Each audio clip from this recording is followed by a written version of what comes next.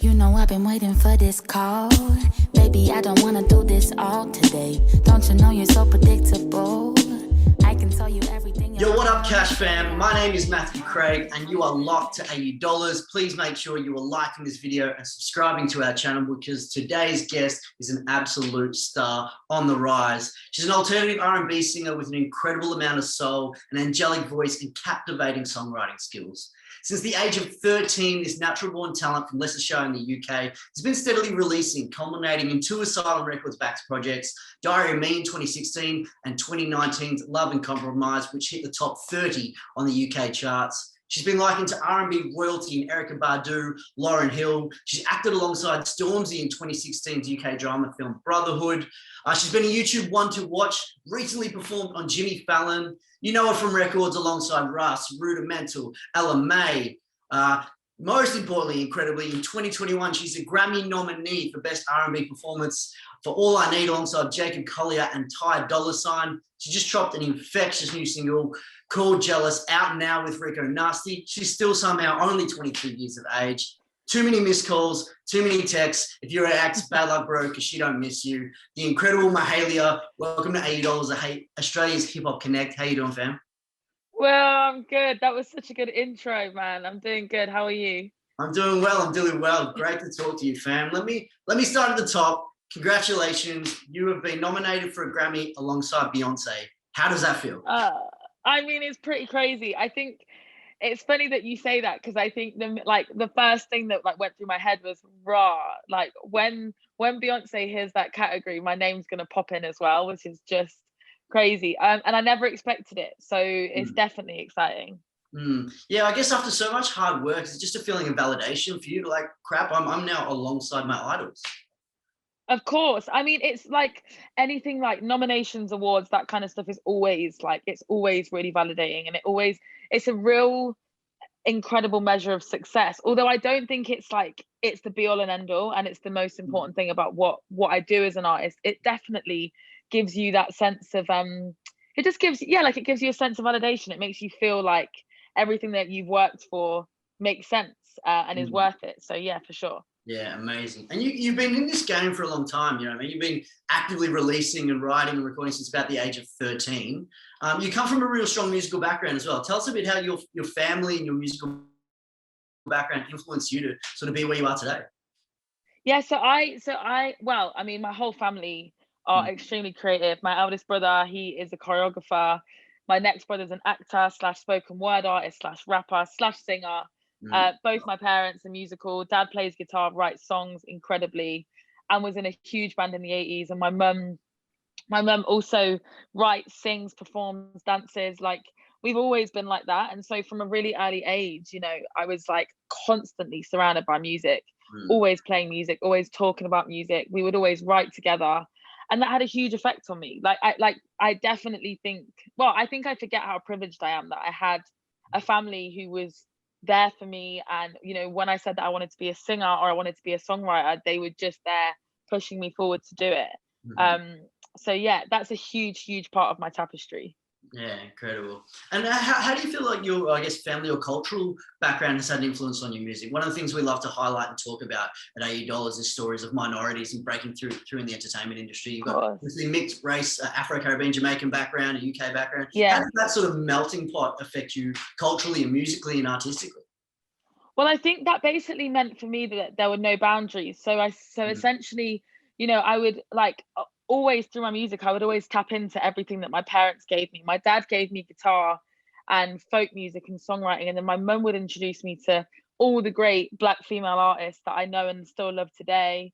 Reggae was huge in my house, and I think that kind of, without even noticing, really heavily inspired me. And that's how I found dancehall, and that's how I kind of tapped into those Jamaican roots as well. And so I think it's all really inspiring for me. And also, you know, being a woman of dual heritage, having two parents, one white, one black, in the UK, it just kind of opened up this whole world of music to me. You know, like, it really meant that I was like, truly from a kid, I was inspired by all types of music. And yeah, I think that's I think you can really hear that in my sound. It's like it's definitely eclectic, and there's a load of different influences in there. What are some of those influences? I guess what was a key impact on you growing up, or even now? What do you listen to? Well, I think when I was growing up, I remember like so my brother, my eldest brother, used to listen to a lot of hip hop and a lot of rap. So around the house, you know, I'd go into his bedroom and I'd hear Kanye, I'd hear Jay-Z, I'd hear Talib Kweli, I'd hear NERD. I like that he had all that stuff coming out of his room. Then my next brother was really into, I guess, kind of indie like indie bands or folk. So I'd go into his room and I'd hear Arctic Monkeys, I'd hear the Kooks, Cool. I'd hear a bit of JoJo, which was quite funny, and like so I'd get a complete different thing from both brothers.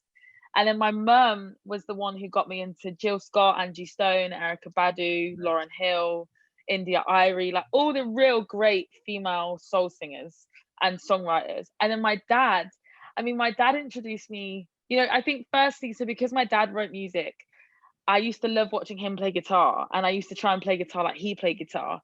And my dad used to play in like a really incredible, quite soulful way. And I definitely kind of took that on. So my dad introduced me to people like Amos Lee and Bon Iver, loads of people. And like, it was just, yeah, like I kind of like, even now, like I listen to Bon Iver every day.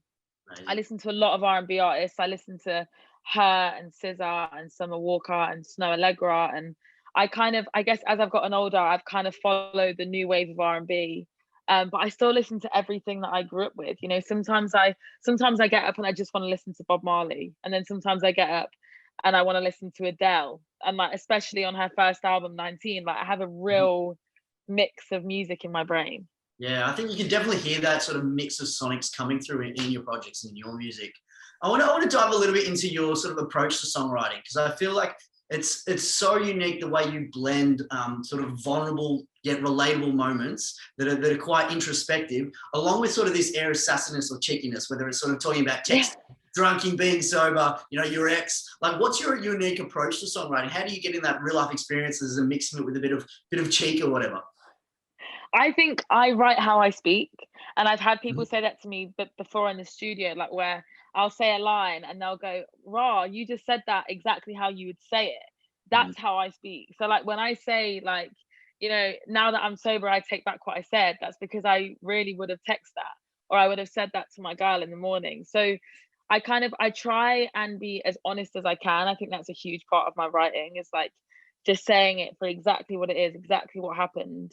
And also I guess it's like, I think a lot of that is also just like where I'm from. Like I'm not from London, I'm from Leicester. We're all a little bit like, us girls are kind of like boys. We kind of, you know, we talk the talk, and we're all very we're just a bit more bullshit, I think, than most of my girlfriends from down here. We're a bit more laddie, I would say, you know, like I kind of grew up around boys. I had a lot of guy friends, obviously with my brothers. So I always spoke in that way. Like I always spoke in quite a real talk kind of way, and I've tried to put that in my music as much as possible. Well, yeah, it's hella relatable. I gotta be honest that it's not a day at my place that I wish I missed my ex doesn't get played with my girlfriend walking around the house, and makes me feel a bit awkward. But what I do see is how empowering it is for women through your music, and how relatable your content is, especially International Women's Day, which we've just had around the world today. Yes. How important is, I guess, empowerment of females, non-binary people in your music? Is that a focus when you're writing? Yeah, it's so, I mean, it's basically like, for me, it's why I write. Like empowering people is really why I started. Like I wanted people to be able to sing my lyrics and sing my music and feel something from it, and feel like they could also exude what I was exuding. And also, you know, when I write music, sometimes, like when I was writing I Wish I Missed My Ex, I think I missed my ex, but I really wanted to say I wish I missed you. And I kind of manifested that for myself. So I write my music to empower myself, but also to empower other people. And it's definitely special. It's special when I get people online, you know, women, men, non-binary people coming to me online saying, "You make me feel special, you make me feel powerful."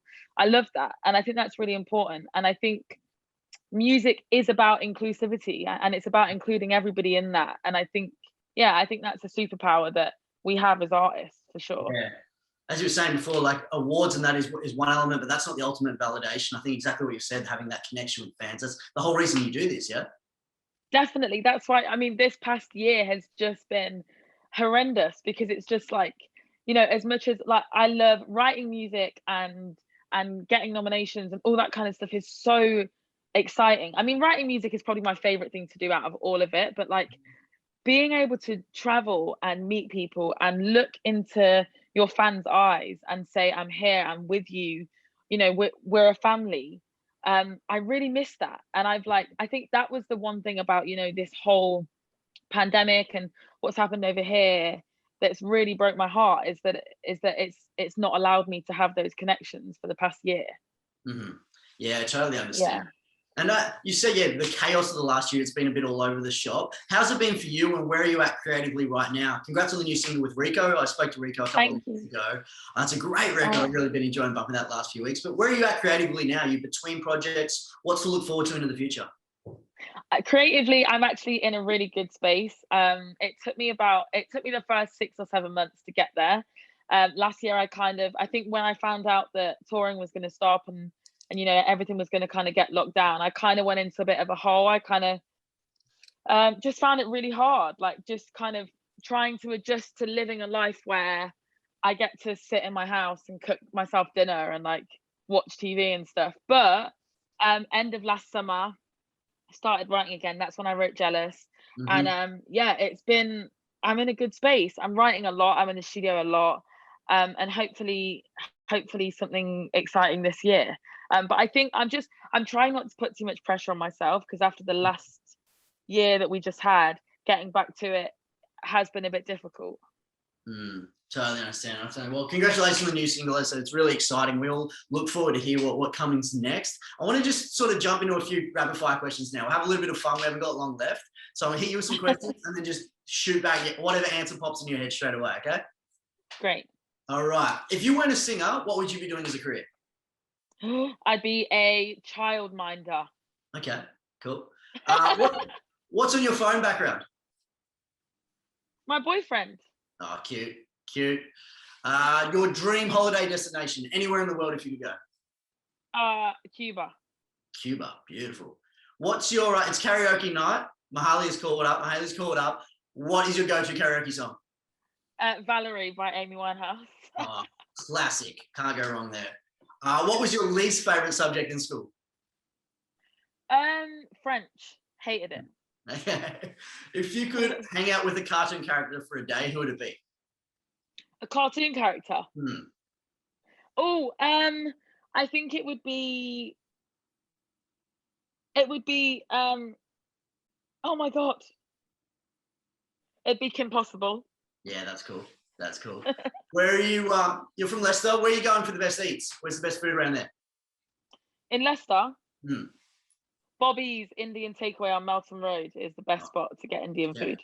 Shout out Bobby's. If you could have any animal in the world as a pet to keep you company, what would it be? A monkey. A monkey, cool. On that Michael Jackson tip. Dream collaboration, any artist in the world, dead or alive? Dream collaboration, dead or alive. God. I'm gonna have to say Kendrick Lamar, always. Yo, we're gonna manifest that. That is going to happen. That's gonna be fire. You heard it here first. Your favorite place to spend money? IKEA. Okay, shout out. And last question I got for you. This one's pretty controversial on AU dollars. We like to ask this one. Pineapple on pizza, yes or no? No good. Okay, no good. Thank you for your time today, Mahalia. Really appreciate having you on Australia's Hip Hop Connect AU dollars here. And we look forward to linking up when COVID's over and you can potentially come out to Australia. Thank you, love. So nice to meet you. You too. Thank you. All over my phone all night. This ain't love, you're troubling me. Always insinuating.